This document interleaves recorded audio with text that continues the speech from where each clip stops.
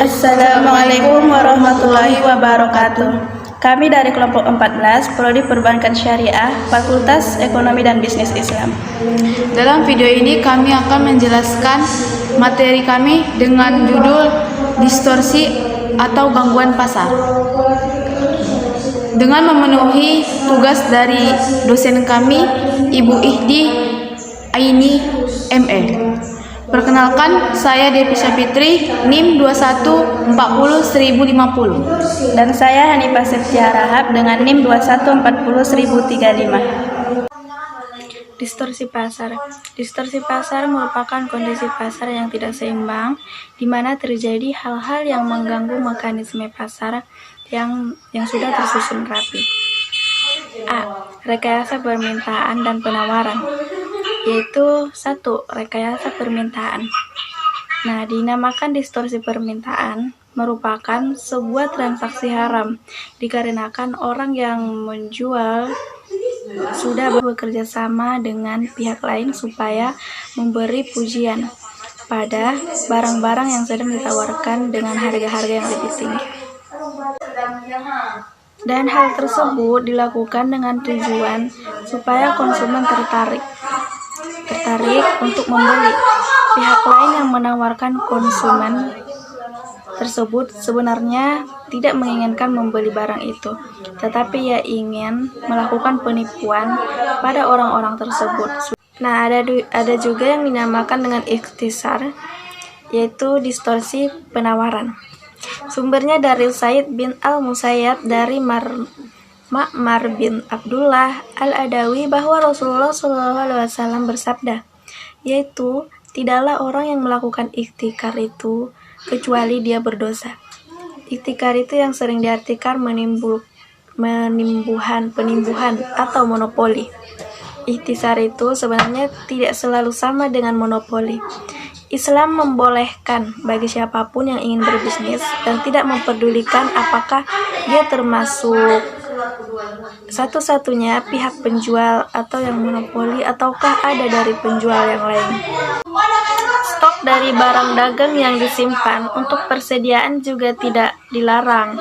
Yang tidak diperbolehkan ialah ikhtikar yang merupakan tindakan pengambilan keuntungan berada di atas keuntungan yang normal menggunakan cara menjual barang yang lebih sedikit untuk sebuah harga yang lebih tinggi. Dalam istilah ekonomi disebut juga monopoli.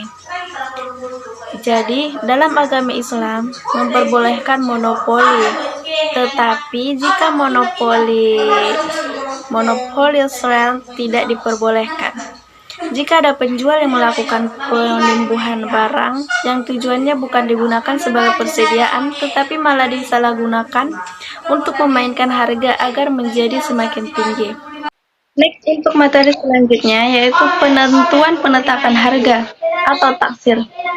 Taksir ialah produk yang dilarang dalam Islam.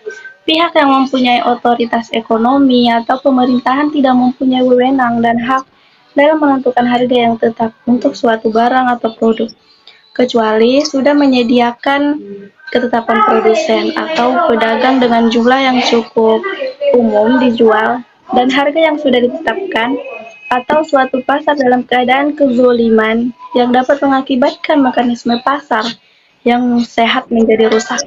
C. Tadlis. Sebuah pasar dikatakan pada kondisi yang ideal jika antara pembeli dan penjual memiliki informasi sama berkaitan tentang suatu barang yang diperjualbelikan.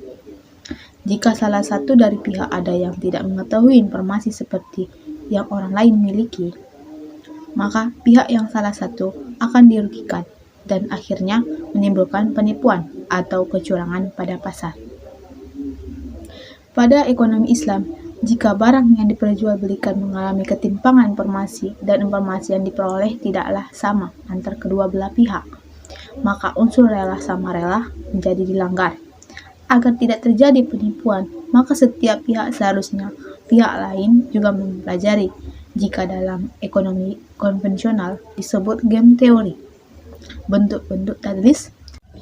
1. Tadlis kuantitas. Peristiwa ini terjadi ketika hanya ada salah satu pihak saja yang mengetahui adanya penipuan. Seperti contoh seorang penjual mengurangi takaran pada barang yang dijual sedangkan pembeli tidak mengetahuinya. 2. Talis kualitas. Maksud dari talis ini adalah menyembunyikan kualitas barang yang buruk atau cacat pada suatu barang yang tidak disepakati oleh kedua belah pihak. Misalnya, talis kualitas dari penjual motor Beat bekas. Pedagang yang menjual motor bekas merek Beat dengan kualifikasi 85% dengan kondisi yang cukup baik dengan harga 10 juta rupiah. 3. Talis harga. Talis yang seperti ini adalah kegiatan menjual barang yang harganya lebih rendah atau lebih tinggi daripada harga normal atau harga pasar dikarenakan pembeli atau penjual tidak mengetahui.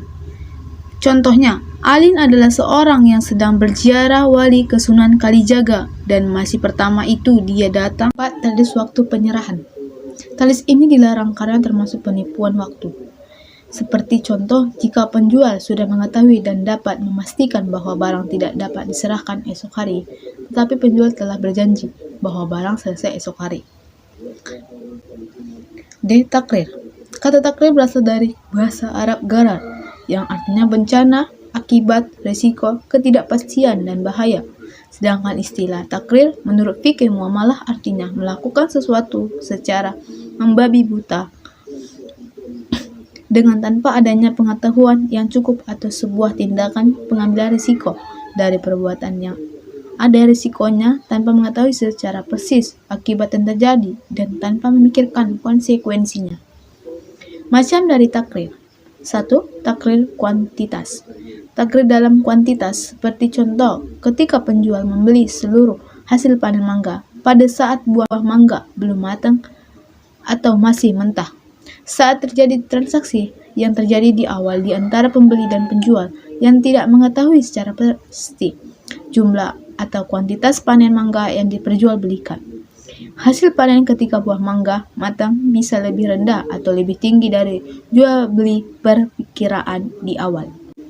2. Takrir kualitas. Contoh dari takrir kualitas ialah ada seseorang yang menjual anak sapi yang masih belum lahir dan juga masih ada di dalam kandungan induknya. Harga yang disepakati adalah 3 juta rupiah. Harga tersebut adalah harga perkiraan di mana penjual dan pembeli tidak mengetahui secara pasti kondisi dari anak sapi yang nantinya lahir. 3.